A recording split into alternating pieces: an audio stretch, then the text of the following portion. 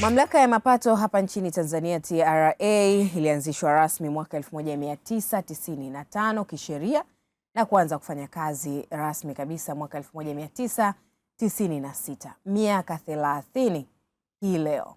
Mamlaka haya yakifanya kazi kwa namna nzuri sana. Juma lililopita bajeti kuu ikiendelea kujadiliwa pale Dodoma bungeni, kulikuwa na maoni mengi kutoka kwa wabunge, lakini mengi yalikuwa ni sifa, na sifa hizi zikimwendea mkurugenzi wa mamlaka hii ya mapato TRA, Kamishna Jenerali. Vizuri, umeweka sawa. Na sifa hizi zilikuwa ni kutokana na ukusanyaji mzuri wa mapato, njia nzuri wanazozitumia, mifumo ambayo wanaitumia. Lakini pamoja na hayo, pamoja na sifa hizo, pengine ndio kile ambacho kimepelekea sasa tuwe na bajeti ambayo 75% itatoka kwenye mapato haya ya ndani. Wamejipangaje katika hii miaka yao 30, lakini wamejiandaa vipi kuendelea kuongeza kukusanya mapato, kuendelea kuongeza kukusanya mapato ambayo yataenda kuisaidia bajeti yetu ya mwaka wa fedha 2026-2027. Kipekee kabisa tunaye hapa naibu kamishna wa idara ya walipa kodi wakubwa TRA. Huyu ni Bi Eva Raphael. Bi Eva, karibu sana. Asante sana. Karibu sana Eva. Asante sana. Sasa usiniite Adam. Karibu sana bwana. Asante sana. Tunafurahi kuwa na wewe. Umeiona taa lakini? Nimeiona taa mengineo. Hujapita pale siku za karibuni? Nimepita. Ulikuwa au huja concentrate? Umeiona Of course sisi nyinyi mmepita muda mrefu zaidi. Lakini tunapita once in a while, unahisi kama maybe imepata hitilafu muda huu. Maybe itafanywa kazi wakati mfupi tu ujao. Ndio. Lakini kwa vile tayari mmeshaiangazia, tunaamini mamlaka husika zitafanyia kazi. Safi kabisa. TRA wanasemaje bwana? TRA wanawasalimia, wako vizuri. Wametimiza miaka 30. Miaka mtu mzima hiyo. Watu wazima. Wakati inaanzishwa hiyo nafikiri Bi Eva tutakuwa labda ulikuwa shuleni labda hivi au of course nilikuwa bado niko shule. Miaka 30 sasa. Sisi wengine ndo watoto ndo tunazaliwa, tunaweza kusema. Nyinyi sasa kipindi hiko sijui mlikuwa wapi. Hongereni sana. Asante sana. Na wakati huo ilikuwa mapato yalikuwa nakusanywa kidogo, lakini siku zinavyozidi kwenda tukawa tuna kukusanya mapato yanazidi kuongezeka. Na sasa hivi tunaambiwa mnakusanya mpaka mnazidisha malengo mnayojiwekea. Kiukweli. Ipi siri ya mafanikio?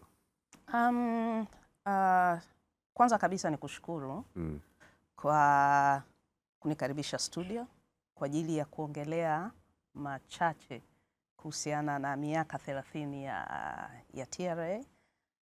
Lakini kurudi kwenye swali lako, siri ipi inayotufanya tukusanye na kuvuka? Yako mambo mengi. Kikubwa zaidi ni ushirikiano na walipa kodi. Kwa kipindi hiki tumekuwa na mashirikiano mazuri sana na walipa kodi, kupitia elimu ambayo tunaendelea kuitoa, tukiwaelimisha kuhusiana na umuhimu wa kulipa kodi, wajibu wao, haki zao, lakini pia kuzijua sheria za kodi. Imesaidia sana kuwafanya pia wawe na ulipaji wa hiari, wanalipa bila kushurutishwa. Kwa hiyo hicho sasa hivi hamna mambo ya vikosi kazi vile. Vikosi kazi tushachana navyo siku nyingi sana. Kwa hiyo sasa hivi ni mlipa kodi mwenyewe, kwa sababu anajitambua, anajua wajibu wake, anajua haki zake. Lakini TRA pia imefanya maboresho makubwa sana ya mifumo. Mifumo imetusaidia sana kurahisisha katika usimamizi wa kodi. Mahali ambapo tulitakiwa twende, sasa ni mfumo tu utafika. Ina maana mlipa kodi atakaa na laptop yake na kompyuta yake, then atafanya huduma zake pale pale, ikiwemo kuleta return zake, kufanya malipo, tengeneza control number yake mwenyewe. Na wakati mwingine huduma kama leseni za udereva, anaingia kwenye mfumo tu, anaomba, na baadaye tunawasiliana huko online. Kwa sababu mambo ni kidijitali sasa hivi. Kwa hiyo na TRA hatuko nyuma katika hilo. Hapo ndipo tulipo. Tumetoka wapi? Tumetoka mbali. Tumetoka mahali ambapo ukifika pale ofisini ilikuwa ni makaratasi mwanzo mwisho. Lakini idadi ya watumishi, kundi kubwa la wasubiri huduma, kundi kubwa la wasubiri huduma, watumishi, idadi ya watumishi ilikuwa pia sio kama ilivyo sasa hivi. Tulikotoka mapato pia hayakuwa makubwa kama ambayo tunakusanya sasa hivi. Ukichukua mwaka 95, 96, 96, 97 tulikuwa tunakusanya wastani kwa mwaka bilioni 500 kama 30 mwaka mzima hivi. Mwaka mzima. Wakati hiyo kwa sasa hivi inakusanywa na sehemu moja tu inaweza kukusanya. Kija pale kama sehemu gani kwa mfano? Kwa mfano walipa kodi wakubwa kwa mwezi tunakusanya kuanzia bilioni 800 mpaka trilioni 1 na kitu kwa mwezi. Kwa mwezi mmoja. Kwa sasa hivi, yes. Sasa kipindi hiko ilikuwa taasisi nzima inakusanya bilioni 500. Lakini unaposema walipa kodi wakubwa unamaanisha kina nani? TRA imewagawa walipa kodi wake ili kuweza kurahisisha pia kutoa huduma. Tumewasegmenti walipa kodi wetu kuwagawa. Kwa maana hiyo wako wale wadogo, lakini wako walipa kodi wa kati, lakini wako walipa kodi wakubwa ambao sasa idara ambayo mimi nafanyia kazi ndo tunakowahudumia. Ni idara ambayo kwenye yale maela mengi yale. Of course ni wakubwa na contribution yao ni kubwa.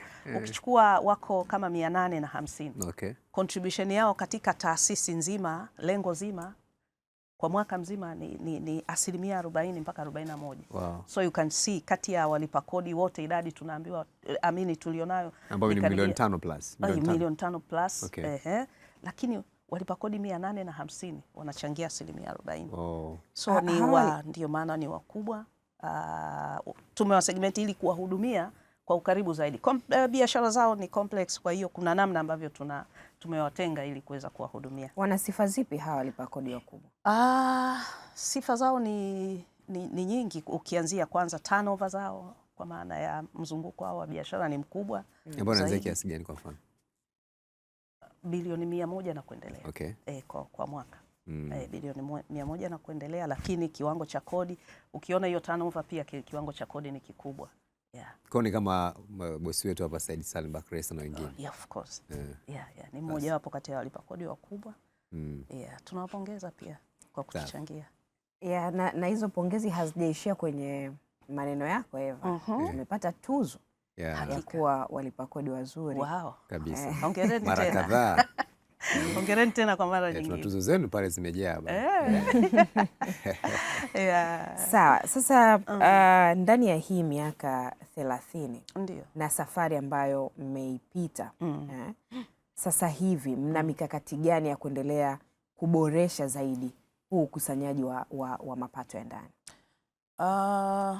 Mikakati iko mingi, lakini mkakati mkubwa zaidi ni maboresho ya mifumo. Dunia sasa imeelekea kwenye mambo ya mifumo, kwenye mifumo online services, online business, yani biashara za kimtandao. Kwa maana hiyo kama dunia inabadilika, hata sisi hatuwezi kubaki nyuma. Kwa maana hiyo maboresho ya mifumo ni ajenda kubwa ambayo sasa tuko nayo tukisukuma kwa ajili ya kusaidia katika hii miaka 30 ambayo tunaiendea sasa. Basi turudi kwenye mifumo. Tupunguze interaction za ile human interaction, lakini tubaki kwenye mifumo kwa sababu kwanza biashara kubwa iko kwenye mifumo kwa sasa hivi. Kwa maana hiyo hata sisi kama TRA kunao maboresho makubwa sana ya mifumo ambayo yanaendelea. Kwa sasa tunao mfumo mkubwa ambao tumeuzindua mwezi wa pili mwaka huu, unaitwa iDRESS, ambao umekuwa ni mfumo ambao unasaidia kwa kodi za ndani. Lakini upande wa forodha tuna mfumo wa TANSIS ambao umekuwa na wenyewe umeboreshwa zaidi. Kwa hiyo umeboresha hata utoaji wa huduma, uwazi katika kutoa huduma, uwajibikaji, urahisi. Walipa kodi wamekuwa na urahisi sasa wa kupata huduma. Wanajisevia wenyewe kupitia lango la mlipa kodi. Sasa vipi kuhusu eneo la ukadiriaji wa kodi? Kwa sababu hili ndio moja kati ya maeneo ambayo yanalalamikiwa sana, yanaingiza utashi wa mtu kwamba yule afisa wa TRA anaweza akatumia utashi wake vizuri au visivyo vizuri, kwa sababu anatumia akili ya kibinadamu kuangalia biashara yako na kukadiria kodi. Hii mifumo unayozungumza, mmeweza kuincorporate masuala ya ukadiriaji wa kodi kwamba sasa mtu akadiriwe kwa kadiri ya uwezo wake wa kulipa? Ni kweli unachokisema. Mifumo imetusaidia kwa sababu kwanza imeunganisha mifumo mingine ya kiserikali. Kwa maana hiyo kupitia mfumo huu tunapata taarifa nyingi sana za mlipa kodi, kwa sababu katika kumkadiria mlipa kodi ni lazima uwe na taarifa sahihi. Sasa taarifa sahihi unaipata wapi? Kuna taarifa ambazo ziko kwenye taasisi zingine ambazo tayari tumesha integrate mfumo wetu wa IDRAS pamoja na mifumo mingine, lakini bado mlipa kodi mwenyewe anao ule uwezo wa kuona kwamba kama atakuwa hajakadiriwa bado anayo nafasi ya kuja kuleta malalamiko yake na sisi tukamsikiliza, na tujue kabisa kodi kwa vile ni sheria basi inahitaji ushahidi. Kwa hiyo atakapokuja na ushahidi wake, hakuna namna ambavyo kutakuwa na malalamiko pale. Taarifa ziko nyingi kwenye mfumo, yeye mwenyewe anaziona kutoka taasisi tofauti tofauti, lakini na yeye mwenyewe ni source kubwa ya taarifa pia. Lakini kuna wakati ambapo inatubidi kwenda kutembelea pia biashara yake ili tuweze kupata ukweli wa nini kinachoendelea kwenye biashara yake. Wakati mwingine unaweza ukaiona picha kwa ndani ni kubwa, lakini ukienda kwenye uhalisia unakuta sivyo. Yes. Kwa maana hiyo bado mfumo unatuwezesha tu kumkadiria ambavyo ni sahihi, lakini asilimia kubwa wanafanya self assessment.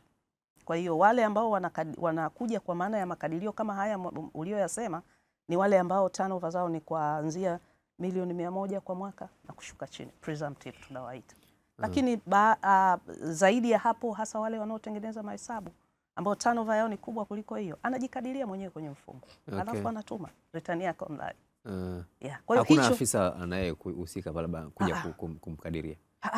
Self assessment akishaleta ameleta, unless kama kutakuwa na mabadiliko. Na akijasesi vibaya nyie mna review kwamba of course kipo kipindi cha kureview. Tutaenda naye, tutaikubali kama ilivyo, lakini tutareview tukiwa na facts pia. Yes. Na hapo katika changamoto inasemekana kwamba pia miongoni mwa changamoto ni kutokuaminiana kati ya hawa walipa kodi na mamlaka. Lipo hilo? Siwezi kusema lipo au halipo, lakini kodi inagusa maslahi ya watu, inagusa income ya mtu. Kwa maana hiyo anaweza kuona kama mimi huyu simwamini, ameona viashiria vyake. Lakini bado mamlaka katika kuboresha mifumo, taarifa ndizo ambazo zinatuguide, lakini sheria ndio inayosimama pale. Kwa vyovyote vile, hata kama atakuwa hamwamini afisa fulani, basi atabadilishiwa afisa, tutaenda kwa afisa mwingine. Lakini kikubwa zaidi ni facts, ni taarifa ambazo zipo kwa ajili ya kutusaidia. Lakini licha tu ya hivyo, taasisi kama TRA haijabaki kama ilivyo, imechukua hatua kubwa pia ya kutengeneza mahusiano mazuri na walipa kodi wetu, ambapo tumekuwa na engagement za mara kwa mara, ambapo tumekuwa na makongamano, tukisikiliza pia hoja zao, tukisikiliza malalamiko na kuyatatua, lakini tumewatembelea walipa kodi katika maeneo yao na kusikiliza changamoto zao. Na kweli wakati mwingine zinakuwa ziko genuine na tunachukua hatua.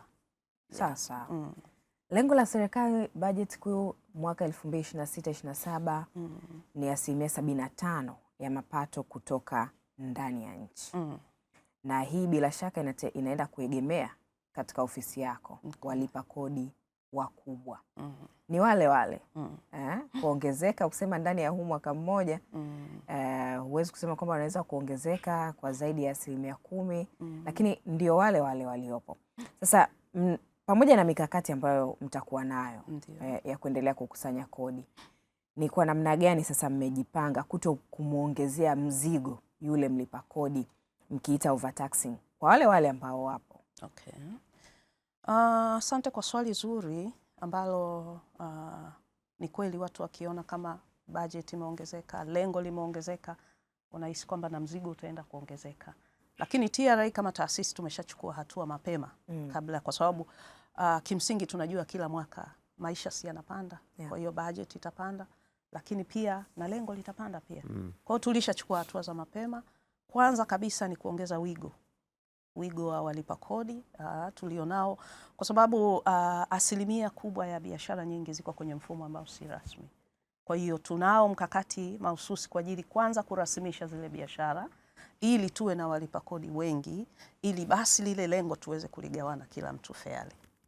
Lakini tumejipanga pia kutoa elimu kwa watu walipa kodi waweze kujua hasa nini wanachotakiwa kulipa na kwa kiwango gani na kwa wakati gani. Lakini pia maboresho ya mifumo inaongea inaleta taarifa sahihi.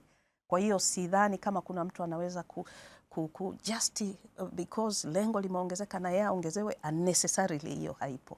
Kwa hiyo tutaenda na facts kutokana na maboresho ya mifumo, na yeye mwenyewe ataona stahiki yake ilivyo, lakini lengo kubwa ni kwamba kila mmoja alipe kodi yake stahiki.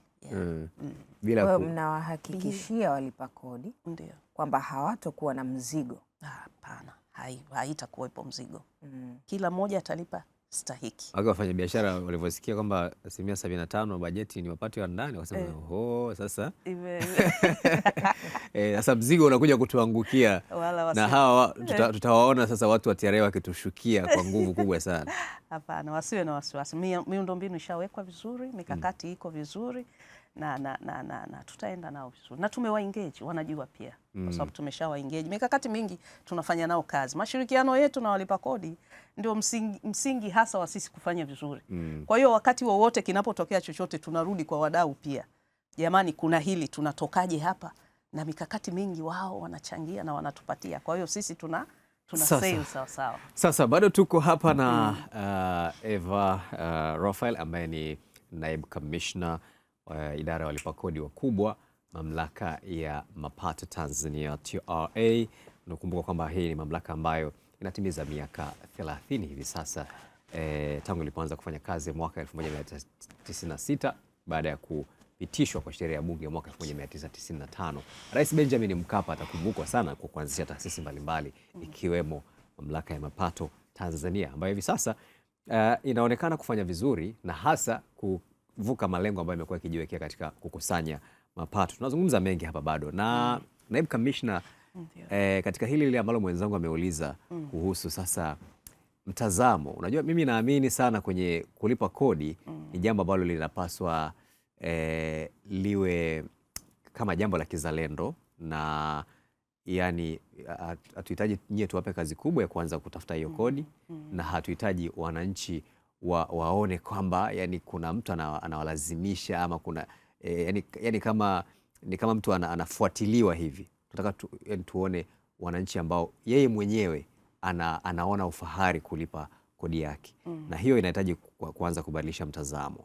Sasa iliundwa kwa mfano tume ya kufuatilia ulipaji wa masuala ya kodi, ikapendekeza kwamba mamlaka ya mapato kuna kipindi ilikuwa kama inatumia yani iko kimamlaka. Yani kwanza ile tu kusema mamlaka yani mamlaka unaona wakasema bana, hii kwa nini isiwe tu ni taasisi ya kutoa service, yani kusaidia wananchi waweze kulipa kodi vizuri. Kwa maana kwamba pengine wengine wakasema ibadilishwe jina iitwe Tanzania Revenue Services. Lakini ni katika huo mtazamo wa kuona kwamba nyie na wananchi mnakuwa mnazungumza lugha moja kwenye masuala ya ulipaji wa kodi.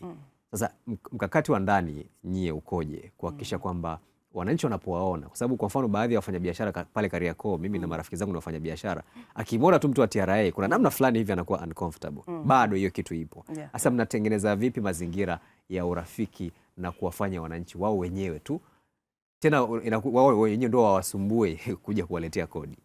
Mnafanya nini katika hilo? Asante kwa swali zuri. Kama taasisi tumechukua hatua nyingi ikiwemo kwanza kutoa elimu. Elimu ni kitu kikubwa sana. Kwanza mtu ajue kwa nini analipa kodi na kwa nini alipe hiki, kwa nini asilipe hiki akalipa hiki, lakini ajue haki zake, kwamba katika kulipa kodi na yeye ana haki pia. Si tu aburuzwe mtu afike pale amkimbize, hapana, anazo haki zake. Lakini pia ajue kwamba hakuna haki isiyokuwa na nini, na wajibu. Ajue wajibu wake. Kwa hiyo hayo tunaendelea nayo katika kuwaelimisha wadau wetu na walipa kodi ili kusudi kwanza wajue pale. Lakini ni sisi wenyewe pia kuwa na makongamano ya kila mara na watu wetu.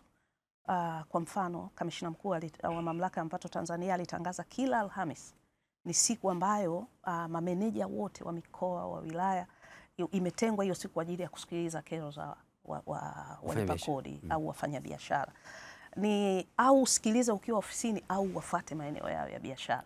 Kwa zile interaction na engagement ambazo tunazifanya zinawafanya watu waamini na wajue kwamba hawa ni watu ambao tunafanya nao kazi kwa karibu. Kumbuka mlipa kodi, TRA tuko kama maafisa, lakini mlipa kodi ndio anayelipa kodi. Kwa yeye ni bosi wetu sisi kimsingi, Mlipa kodi ni bosi wetu sisi. Kwa maana hiyo sasa tunao wajibu wa kumfanya awe comfortable sisi wenyewe. Kwanza kwa kujua anachokilipa, lakini hata akikilipa aone kinafanya kazi gani. Wanapoona miundombinu sasa hivi, angalia mabarabara, huduma za afya, mashule na vitu kama hivyo. Lakini usalama, wahakikishiwe usalama wa mazingira ya kufanyia kazi. Si ile unafanya mara kumetokea hiki, lakini anajua kabisa kwamba ninapofanya biashara zangu, nimeacha biashara hapa, kesho nitaikuta, nitaendelea. Usalama ule pia ni moja ya kazi ambazo kodi inafanya. Kwa hiyo katika vitu ambavyo wakishaviona, wakajua kodi yao inafanya nini, ile trust inazidi kuongezeka. Kwa maana hiyo sasa sisi kazi yetu kubwa ni kuendelea kuwasogelea kwamba sisi tupo tukifanya kazi, sisi tuko tu upande huu, lakini uko upande wa pili, lakini kazi yetu ni ni moja, kuijenga Tanzania. Sawa kabisa. Kuna sekta za kimkakati kizungumza kama madini, nishati, ni sekta za kimkakati kabisa, mawasiliano na benki, ni sekta ambazo mnatakiwa kuziangalia kwa asilimia kubwa sana. Lakini katika hizi sekta za kimkakati kuna ukwepaji wa kulipa kodi. Huo ukwepaji upo na huu ukwepaji hauishi ndani. Kuna ukwepaji wa kulipa kodi hadi kimataifa. Mna mikakati gani sasa wa kuliangalia hili kwa kina kabisa, hasa katika hizi sekta ili kulinda mapato ya ndani? Okay. Ni swala ambalo lipo, swala lipo na taasisi ilishachukua hatua mapema pia. Ndiyo maana hata hii idara ya walipa kodi wakubwa ikaundwa, kwa sababu asilimia kubwa ya hizo sekta za kimkakati zote zinahudumiwa kutoka kwa idara ya walipa kodi wakubwa. Kwa hiyo tunacho kitengo maalum kwanza cha kushughulikia international taxation. International Taxation Unit. Ina maana zile multinationals, hizo zote ni multinationals, kwa zinafanya biashara sio tu hapa ndani lakini kimataifa pia. Unapoongelea kwenye sekta ya madini, makampuni mengi yanakuwa ni ya nje, of course yako ya wazawa pia, lakini mengi ni ya nje. Kwa hiyo tunacho kitengo maalum kwa ajili hiyo, lakini ziko sheria ambazo zipo kwa ajili ya hatusemi kuwabana, lakini kuwaelekeza. Kuwaelekeza jinsi gani ya kwenda wanapokuwa wakifanya biashara katika nchi. Kila nchi ina sheria zake za kodi. Kwa hiyo wanapotoka huko kuja kufanya biashara wanajua kabisa nini kinachotakiwa. Lakini pia tunacho kitengo cha digital taxation. Hiki kinahudumiwa pia na idara yetu ya walipa kodi wa kati. Kwa maana hiyo sasa kupitia kitengo kile tumeweza kuwabaini walipa kodi wengi ambao wanafanya biashara za kimataifa, zingine za kimtandao, kina Netflix, kina Meta, kina nani, wote wako wanahudumiwa katika kile kitengo. Kwa hiyo mwanzo wakati tunaanza hatukuwa of course teknolojia pia ilikuwa bado iko chini. Now the technology imepanda na biashara ziko kule. Imeleta umuhimu wa TRA kuwa na kitengo maalum kwa ajili ya kuhudumia na kwa ajili ya kuwaelimisha na ukiwaelimisha hawa watu hawana unajua mtu akipewa elimu hana ubishi. Yaani mimi nasemaga hakunaga mfanya biashara wala mlipa kodi mbishi. Ni vile tu hajajua nini anatakiwa afanye.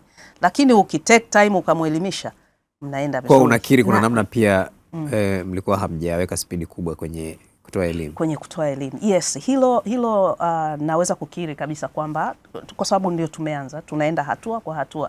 Kwa hiyo tumegundua kwamba na si elimu tu kwa mlipa kodi, na elimu kwetu sisi wenyewe. Hasa kwenye kutoa huduma bora, lakini kujengeana uwezo. Kujengeana uwezo. Kumbuka waajiriwa ni wale wametoka UDOM, wametoka Mlimani, wametoka pia, lazima wajifunze, wajue namna gani ya kuhandle walipa kodi. Kwa hiyo kujenga uwezo kwa watumishi wetu ni kitu kikubwa, lakini kuwajengea uwezo wa wafanya biashara pia. Hapo kwenye digital economy. Tunazungumza sasa uchumi wa kidigitali. Dunia iko huko. Kuna mpango wote ambao tayari mnao wa kuwanasa hawa mabilionea wapi ambao fedha zao na biashara zao hazionekani hivi. Ziko huko kidigitali. Na mapato huko mmejipangaje kuyakusanya? Kodi ni sheria. Kwa kitu cha kwanza tunarudi kwenye sheria. Kwanza kutengeneza sheria ambayo itakayotupa nguvu ya kuweza kuwa net, kuwaingiza kwenye wigo. Na wakishaingia kwenye wigo watalipa kodi tu. Kwa hiyo tu maboresho ya sheria pia yanaendelea, lakini pia mifumo. kwa sababu bila mifumo wako kwenye mifumo.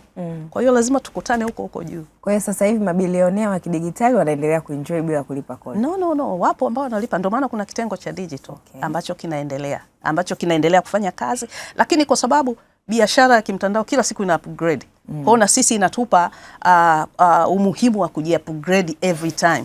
Kwa hiyo ukiwaneti hawa kipindi hiki, mwakani utakuta tena una waneti wengine, tutaenda hivyo hivyo. Yeah. Safi kabisa. Sasa tuongee kuhusiana na mzigo wa kulipa kodi ambao nchi sensa ilituambia kwamba ina watu milioni 61. Ndio. Ukijaribu kufanya analysis utaona kwamba katika hao milioni 61 nguvu kazi tunaweza kupata angalau watu milioni 33. Wigo wa kulipa code tax base tunazungumzia watu milioni 5 plus. Umetuambia hapa kwamba walipa kodi wakubwa ni watu 800 umesema. Sasa ni kama bado hamjafanikiwa ku-identify wafanya biashara na kuongeza wigo wa kulipa kodi, kwa sababu mimi siamini kama ni watu milioni 5 tu katika nchi ambayo ina nguvu kazi ya zaidi ya watu milioni 33 wanaweza wako kwenye mfumo kama tax base yenu ya kukusanya kodi. Kwa nini? Kunazo sheria pia kwa sababu katika biashara imeweka limit. Kuna biashara ambayo turnover yake ni milioni 4 na kwenda chini, ile iko exempted. Sisi tunaanzia milioni 4 na kwenda juu, ambapo watatozwa na mamlaka ya mapato. Of course tunaposema hivyo, wako wengine ambao wanaendelea kutozwa, lakini na taasisi zingine. Kwa hatuwezi kusema kwamba wapo tu wanaendelea bila chochote. Ziko taasisi zingine ambazo zinaendelea, lakini kwa level ambayo iko kwetu sasa ni kuanzia pale milioni 4 and above turnover ya mwaka mzima. Lakini bado tunayo kazi ambayo tunaifanya. Tunajua peke yetu kama TRA hatutaweza. Ni lazima tunahitaji ushirikiano kutoka kwa wadau wetu. Na sasa tumeshakaa na wadau wetu wote. Tumekubaliana jinsi ya kwenda kwa pamoja. Wakati sisi tunazo taarifa, wao wanazo taarifa nyingi zaidi. Kwa hiyo kupitia kushare taarifa na taasisi zingine, kunao wengine ambao wanahudumiwa na taasisi zingine. Sasa ambapo tumeboresha mifumo na kuintegrate mifumo yetu, tunapata taarifa nyingi kutoka kwenye taasisi zingine. Kwa maana hiyo kupitia maboresho haya tunaamini na mashirikiano na wadau wetu, basi tunaenda kuongeza wigo kwa maana ya kufanya registration ya walipa kodi wengi zaidi. Yes. Na hasa wafanya biashara wakubwa ama walipa kodi wakubwa ambao idara yako ndio inaisimamia. 800 na hao tena ndio wamesema wanachukua asilimia zaidi ya 40 ya mapato mnayoingiza. Kuna ugumu gani wa kuwapata wengine wakubwa na kuwaweka kwenye kundi hilo? Kwa sababu nchi hii ni kubwa, ina watu wengi. Kuwa na watu 800 tu wanalipa asilimia 40 ya mapato ya TRA, tunaona kama tunawapa mzigo mkubwa sana watu wachache. Inawezekana kwa mfano tungepata wengine 800 hapo tungekuwa tunazungumzia asilimia 80. Kumbuka ni kigezo. Atakuwa mkubwa lakini hajafika kile kigezo. Kwa hiyo hawa ni wale ambao wameshapangwa na wamefikia vile vigezo. Wamekuwa segmented tu ili wahudumiwe vizuri kwa sababu ya contribution yao. Lakini tunajua bado mabilionea wengi watakuja wengi zaidi. Na kila mwaka tumewapa mwaka wa kubreathe miaka kama 2 ili waweze tuwaache wakuze biashara zao, then tuone kama wanaweza kuwa upgraded, wanaweza kuwa upgraded.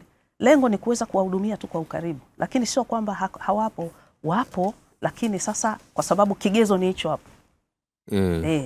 Kwa sababu hawezi kwenda tu kwa sababu unamuona. Wakati mwingine ukimwangalia kwa macho unaweza kumuona, lakini ukienda kwenye vigezo bado haqualify. Kwa hiyo kuna mikakati ambayo mnayo kwa ajili ya kuwakuza kama kuwa incubate hawa medium taxpayers ili wafikie sasa huku kuwa large taxpayers. Kwa hiyo mikakati ni mikakati gani hasa ambayo mnaifanya na mnawakuza vipi ili waweze kusogea kuwa walipa kodi wakubwa na kusaidia kubeba ule mzigo wa walipa kodi wakubwa wachache waliopo huko juu? Kwanza ni kuwasaidia katika mazingira ya biashara ili waweze kufanya biashara zao vizuri na waweze kukuza biashara zao, lakini kuwasaidia kwenye changamoto ambazo wanazipitia. Mfanya biashara anaweza akawa anafanya biashara lakini akawa amepitia changamoto ambayo inamfanya asiweze kusonga, na sisi tuko pale kwa ajili ya kumsaidia. Kwa hiyo pamoja na kukusanya mapato, kazi yetu kama taasisi ni trade facilitation pia. Kwa hiyo tunawafacilitate katika biashara zao. Wakati mna facilitate vipi? Kwa kutoa elimu, ya kwa kuwapa elimu, kuona kwamba kuna mwingine anakwama kwa sababu tu hajui afanye nini, lakini sisi kwa sababu ndio tuko pale kwa ajili ya kuwapa elimu, kwa kupitia ile elimu mahali ambapo aliona amekwama, basi anajikuta amekwamka na biashara yake imefanyaje, imechangamka. Lakini kama ambavyo wamesema, tunawapa nafasi ya kukua, na ndio maana zikawa hizi idara segment hizi 3, small, medium na kwa hiyo medium atalelewa hapa, akigrow atagraduate kuja hapa juu. Kwa hiyo atagraduate at the end of the day, small inazidi kupungua na hizi sector hizi idara hizi 3 au division 3 zinazidi kuongezeka. Lakini Eva, hatujaona mkiwa na incubation project yoyote kwa ajili ya hawa walipa kodi, hawa wafanya biashara. Yaani ukiachana na hiyo nyie kuwapa muda na kuacha wakue, tunaamini kwamba ukiwa unafuga na unataka maziwa, lazima yule ng'ombe umsaidie kunenepa, mpe chakula na nini. Yaani mbali na nyie kwenda kukusanya kodi kwa wafanya biashara, mnawasaidia nini hawa wafanya biashara kuweza kuzipata hizo kodi? Yaani kuna program zozote ama project zozote mnazifanya za kama ni incubation kama alivyosema mwenzangu, ama kuwakuza na kuwajengea uwezo zaidi? Sijajua una maana gani, kama unataka tuwaongezee kipato au ni nini, lakini swala letu sisi yani kuwalea, kuwa na programs za kuwalea, kuwa incubate. Kwa mfano hawa wadogo wanahitaji incubation. Hawa waliofikia katikati wanahitaji kusaidiwa kukua ili walipa kodi wakubwa. Hawa wakubwa wanahitaji pia kusaidiwa kuweza kumaintain, kwa sababu tunajua kuna wafanyabiashara wengine huwa wanafilisika na kwa mfanyabiashara mkubwa baada ya muda tunaona anafilisika. Sasa lazima mamlaka kama ya kwenu inatengeneze iwe na programs za kusaidia hizi biashara kuwa sustainable. Tunazo, ndio maana nimekuambia kitu cha kwanza ni kuwapa elimu. Kwanza wajue kabisa kwamba kuna wakati wanahisi wamekwama, lakini si mkwamo, ni kutojua tu. Lakini kuna wakati wanaingia kwenye changamoto ambayo maybe inamletea mapenalty na ma-interest. Kwa hiyo kuna incentive ya kumpa remission ili aweze kusonga. Anasamehewa interest zake na penalty, lakini anaendelea. Maybe amekuwa na mzigo wa kodi mkubwa wa kulipa, anasaidiwa. Na hiyo of course ni kwa wote, sasa sio wakubwa tu, ni kwa wafanya biashara. Ni incentive ambayo ipo kwa wafanya biashara wote. Lakini tutazindua mpango mkakati wetu wa 7 ambao ni maarufu kama CP7. Umeeleza mambo mengi hapo ndani, ikiwemo pia kuwasaidia wafanya biashara kuweza kuendeleza biashara zao. Na hapo kwenye tax incentives mmekuwa na namna ambayo mnatoa vivutio vya kikodi kupitia TIC na mamlaka nyingine, lakini kuna namna ambavyo mnafanya tathmini kwenye hivi vivutio vya kikodi kwa ajili ya kuendelea kuwavutia zaidi, lakini kuhakikisha pia hakuna upotevu wa mapato ambao unatokana na hivi vivutio ambavyo mnavitoa? Ipo ambayo inafanyika na kwa kushirikiana na taasisi zingine ikiwemo TISEZA na wizara husika. Ni jambo ambalo linafanyika na wizara zaidi ya moja. Kwa hiyo tathmini inafanyika na zinaonekana zile incentives ambazo zinafanya vizuri. Na pale ambapo panatokea abuse, hatua pia zinachukuliwa. Kwa hiyo ni kitu ambacho kinafanyika pia. Sawa kabisa. Na tunaona sasa pia kwenye masuala ya ushirikishaji, yani kuwashirikisha wananchi kupata mawazo yao na nini. Tumeona pia mmeanzisha, siseme ni challenge ama ni shindano la kupata mawazo kutoka kwa mawazo bunifu ya jinsi gani ya kuboresha huduma zenu. Hebu tuambie kuhusu hilo. Ni mkakati pia mzuri ambao tunaenda nao wa kuleta mawazo bunifu. Tunapoelekea katika miaka hii 30 mingine, kunayo mambo mengi ambayo tunatakiwa tuboreshe. Ndio. Si kwamba sisi tu peke yetu tunajua, wako watu nje wana mambo mengi ambayo wanayajua, ambayo wakituletea, wakitengeneza kama wazo, yatatusaidia katika kuboresha huduma. Yote haya ni kurahisisha na kumfanya mfanya biashara afanye biashara yake vizuri kuliko kuconcentrate na mambo ambayo hayaongezi biashara yake. Ndio maana kama taasisi tumekaribisha mawazo bunifu ambayo yatatusaidia kusimamia kodi na kufanya uendeshaji au usimamizi wa kodi uwe rahisi zaidi. Lakini kumsaidia pia mlipa kodi, kumrahisishia katika kufanya kufuata sheria kwa urahisi zaidi. Kwa sababu kuna namna ambavyo mtu anaweza kuwa anaifuata sheria lakini kwa ugumu sana. Lakini kuifuata sheria lakini kwa urahisi zaidi. Yes. Sasa hapa kwenye shindano hilo Balkis naambiwa kwamba kama iendelea kuna hela zitatolewa hapa pia kwa atakayeshinda. Nafikiri milioni mpaka milioni 50. Ambaye atakuwa ni wazo la juu zaidi. Yaani ukitengeneza wazo zuri la jinsi ya kuboresha huduma za TRA, zawadi yako milioni 50. Mtahakikishaje hatutumii AI katika mawazo yetu? Ile kamati ambayo imezinduliwa imeangalia yote hayo. Kwa hiyo wale vijana wa ChatGPT wale watulie, kwa sababu wanayo mechanism ya kuangalia plagiarism pia. Kwa hiyo watuletee mawazo ambayo of course liwe ambalo pia halipo sasa hivi. Liwe ni jipya kabisa. Sio katika yale ambayo mnayatumia na kufanya si katika yale, kwa sababu litakuwa sio jipya sasa. Tuletee lingine ambalo litaboresha, litufanye tuache hii tuende kwenye hiyo nyingine. Na hiyo kuna mshindi wa kwanza, wa pili, wa tatu na nafikiri na wale washindi 1000. Yes. Wale washindi wengine 1000 na wenyewe watapata zawadi. Watapata zawadi hata kwa kushiriki. Umeonyesha moyo wa uzalendo. Hiyo ni uzalendo pia. Kusaidia taasisi kusanya, kwa sababu mwisho wa siku mapato yanayokusanywa ni kwa faida ya Watanzania wote. Sio kwa faida tu maybe TRA aonekane amekusanya, no. Bado inarudi kwa wananchi. Safi. Sasa hii idara yako ina mambo mengi sana. Nikurudishe nyuma kidogo kwenye ripoti za CAG za hivi karibuni. Kumekuwa na malimbikizo ya kodi ambazo hazijakusanywa. Wenyewe mkiita tax arrears.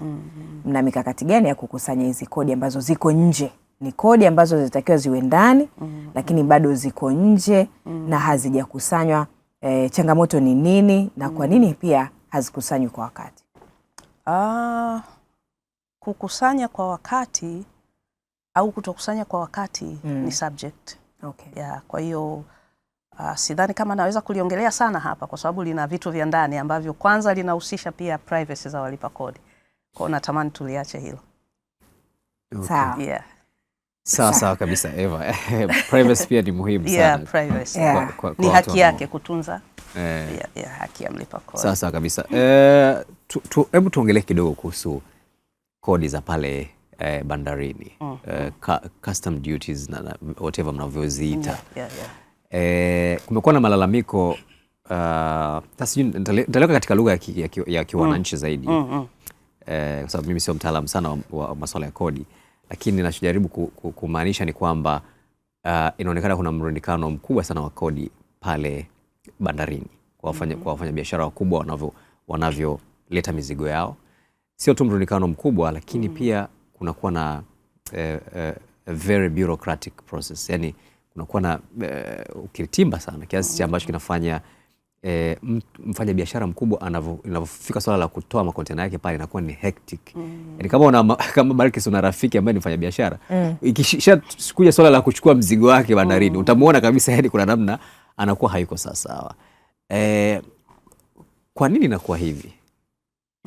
Sijui hizo ni taarifa za lini, anyway siwezi kunani, lakini with maboresho ya mifumo kwa TANSES, unajua mtu anajua kodi yake kabla mzigo hata haujafika bandarini.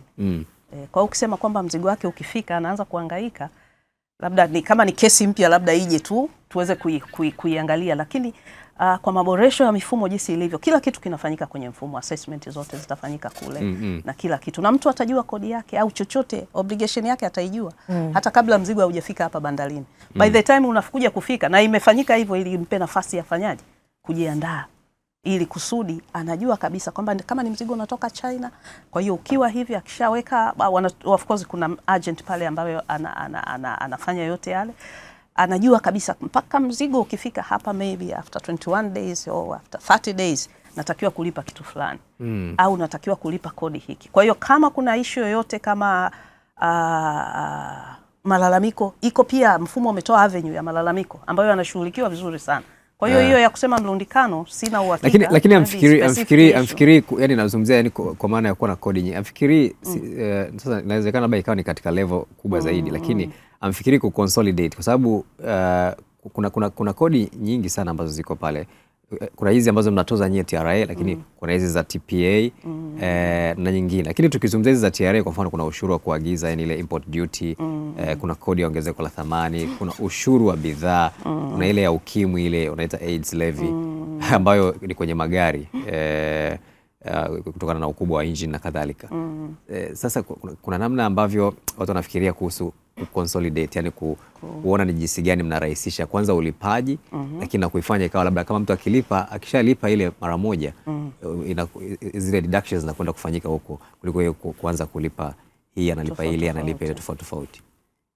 Kwa maana ya customs, kama umeshaingia ukauona mfumo jinsi ulivyo, fee nyingi zinalipwa pale mamlaka, tofauti ya taasisi zile zingine ambao najua kwamba ni mapendekezo yalishawahi kupelekwa pia na wadau kwenye maboresho ambayo tunajua yanafanyiwa kazi. So far siwezi kuyaongelea kwa sababu ni taasisi zingine, lakini zile ambazo tayari zimeshakuwa consolidated kwa maana ya kulipwa kwa TRA, tunajua zipo ambazo baada ya pale zitatawanyika kwenda sehemu zingine. Kwa sehemu nyingine za TRA? Hata taasisi zingine ambazo zimewekwa kwenye ile kwa maana zinalipwa kwa ile control number ya TRA. Ndio nasema kwamba kwa mfano na hizi nyingine hamwezi mkashirikiana na hizi taasisi zote, mtu akishalipa kwenu basi nyinyi mnakwenda kugawana huko mbele kwa mbele. Sasa kwa vile ni jambo la kisera, la kisera na of course limeshawekwa na wadau, kwa hiyo tunaamini linafanywa kazi. Yes. Sasa tuna miradi mikubwa pia ambayo tunaiangazia kwa sasa hivi. Mfano tunazungumza kuhusu gesi asilia LNG, lakini tuna madini pia kimkakati ambayo tunachimba, nickels, graphite, yani tuna miradi hiyo. Na hii ambayo mikataba ambayo tunaingia, kuna kodi ambazo tunazitegemea katika mikataba hiyo.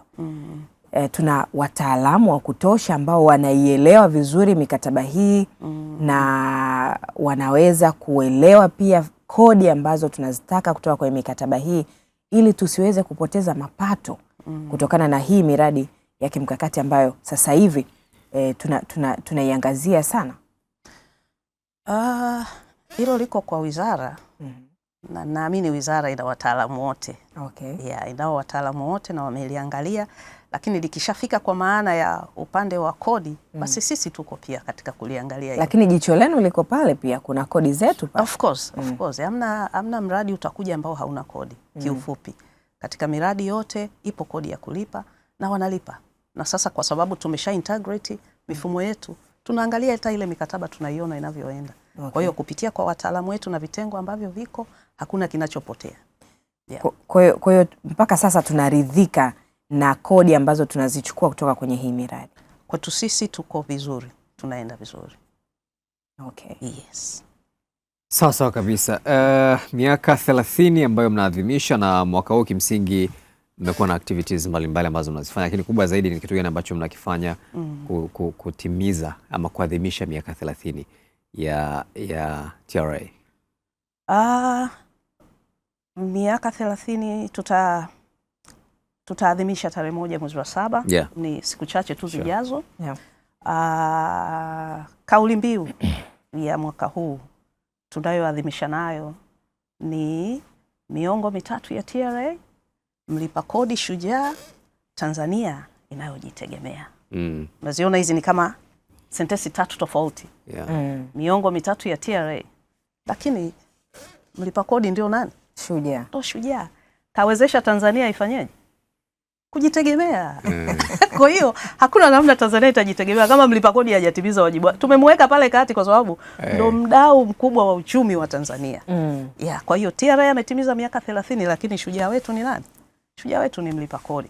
Kwa hiyo ndani ya hii miaka 30 ndio ukipewa nafasi ya kubadili kifungu kimoja tu cha sheria za kodi hicho kifungu cha sheria ambacho kitamwangalia mlipa kodi lakini pia kitaongeza mapato, kuna kifungu chochote cha sheria ambacho ungetamani kukibadili? Kwa sasa hivi kwa sababu sheria yenyewe imepita tumeitolea pia mapendekezo sisi wenyewe. Kwa sasa hivi sina. Kwa hiyo vilivyopo viendelee kama vilivyo. Nilitarajia tu kwamba bana Balkis, mimi nimshukuru sana Eva kwa kuja. Na mimi nimefurahi sana. Unajua TRA mbali na kufikisha miaka 30, TRA imekuwa moja kati ya taasisi ambazo zimejijengea heshima kubwa.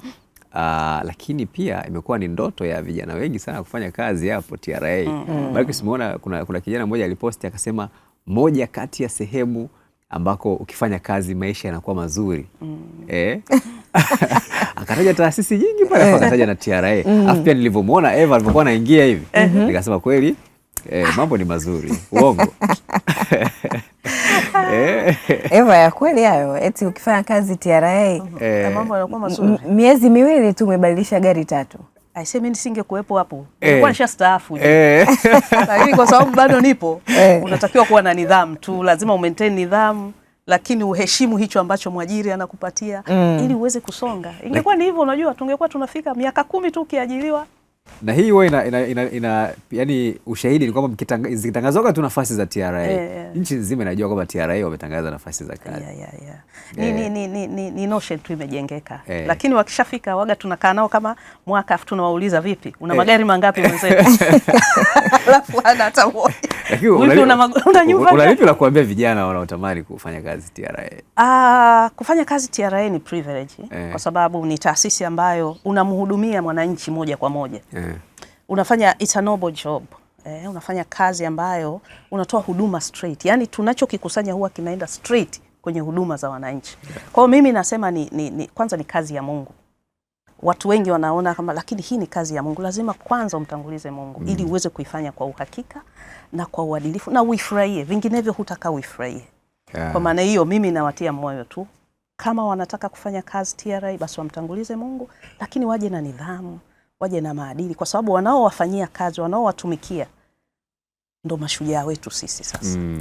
Eva, wakati tunamaliza, mmepewa maua mengi sana bungeni pale, wabunge wakitoa kauli mbalimbali, maua yakienda kwa kamishna wa TRA, ni mstaarabu, anafanya kazi vizuri, lakini hadi wabunge kutoka vyama vya upinzani wanasema kodi zinakusanywa kirafiki.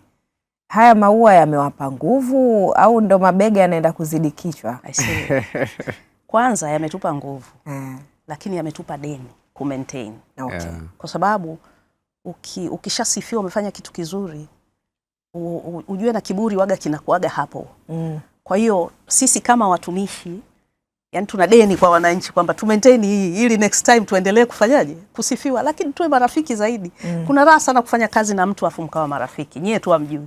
Lakini yani pale unaenda, karibu, unakaribishwa na kahawa, alafu mnaongea na yeye, akija ofisini kwako pia unamkaribisha kahawa. Ni kitu kizuri sana kujenga mahusiano. Ni kazi kubwa ambayo kamishna mkuu ameifanya kiukweli. Yeye mwenyewe ameshuka mpaka kwa watu wa chini kabisa kwenda kufanya engagement, kuweza kuongea nao. Ametuonyesha njia pia na sisi. Kwa hiyo sisi tuna deni la kumaintain hii ili tuendelee nayo. Eva, tunakushukuru sana, asante sana kwa kuja, na tunawapongeza pia kwa kutimiza miaka 30. Ndugu yangu Steve pale huwa hafuatilii kipindi kwa makini hivi, lakini alivyoona ni mambo ya TRA sasa sijui. Hamna kodi mpya mwambie. Mlipa kodi mpya. Mlipa kodi mpya. Akadiriwe mapato. Tukitoka hapa tutaongea vizuri. Sasa baki sio unaingia kwenye mlipa kodi mdogo wakati au mkubwa? Bado niko mdogo. Nyote ni walipa kodi ujue. Sisi tunaingia kwenye pay, mnalipa sini za mishahara kabisa. Kwa sisi ni walipa kodi wakati. Of course nyewe sasa mko kwenye kundi la walipa kodi wadogo. Wadogo, bado wadogo. Wadogo unajua ni neno tu wadogo, lakini vigezo vyake wala si mdogo yule ambaye unaweza kufikiri ni mdogo yule sio hivyo. Mimi mwenyewe mlipa kodi mdogo. Mimi naomba nibaki hapo kwenye mdogo. Na hakuna haja Eva kujua biashara mbalimbali tofauti na kazi. Ukitaka kubaki kwenye mdogo, utaki blessings. Mwambie Mungu akubless. Mimi naomba niwe mkubwa. Haleluya basi. Mimi kwa sasa naomba nibaki kuwa mlipa kodi mdogo. Hutaki blessings. Na biashara zangu msizijue TRA. Subirini kwanza. Tumesema bwana tunataka watu waone fahari kulipa kodi. Wajisikie raha. Mimi naendelea kupewa elimu. Unaendelea kupewa elimu Sawa. Mimi nataka ubarikiwe ili uwe mkubwa bwana. Amina. Tunakushukuru sana Eva Raphael, asante sana. Naibu Kamishna idara walipa kodi wakubwa wa Mamlaka ya Mapato ya Tanzania TRA. Asante sana.